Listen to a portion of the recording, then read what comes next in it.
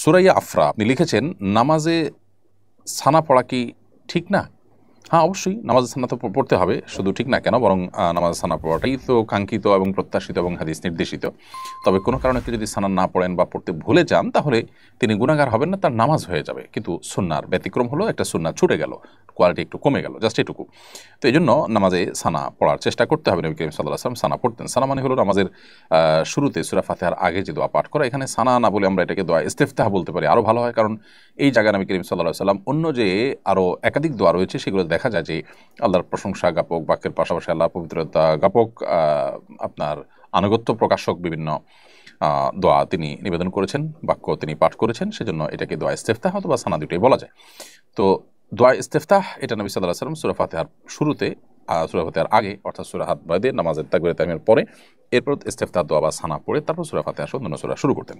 তো এই জন্য এটা সুন্নাহ। অতএব এই সুন্নাহটাকে আমল করার সুযোগ থাকলে অবশ্যই সেটি করা উচিত।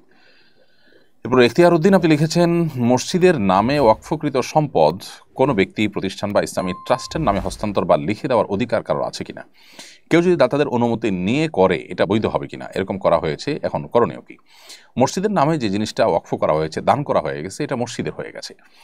এটাকে কোনো দানের পরে এটার মালিকানা কোনো প্রতিষ্ঠান বা ট্রাস্টের কাছে আর আসতে পারে না। হ্যাঁ, এটার পরিচালনার জন্য কোনো ট্রাস্ট দায়িত্ব নিতে পারে, সেটা ভিন্ন বিষয়। কোনো দানকারী ব্যক্তি নিজে কোনো ট্রাস্টকে, কোনো প্রতিষ্ঠানকে দায়িত্ব দিল তারা দেখভাল করার জন্য।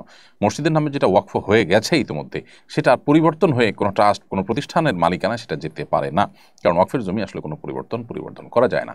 এমনকি ওয়াকফের জমি বিক্রি করা যায় না, সেটার ওয়ারিস হিসাবে ভোগ করা বা ওইটা ওয়ারিসদের মধ্যে ভাগ করার কোনো স্কোপ নাই। এটা স্থায়ীভাবে আল্লাহর ওয়াস্তে দান হিসাবে বিবেচিত হয়। সেজন্য এই ট্রাস্ট বা প্রতিষ্ঠানের নামে এ ধরনের ওয়াকফের সম্পদ বা মসজিদের সম্পদ এটা দান করা যাবে না।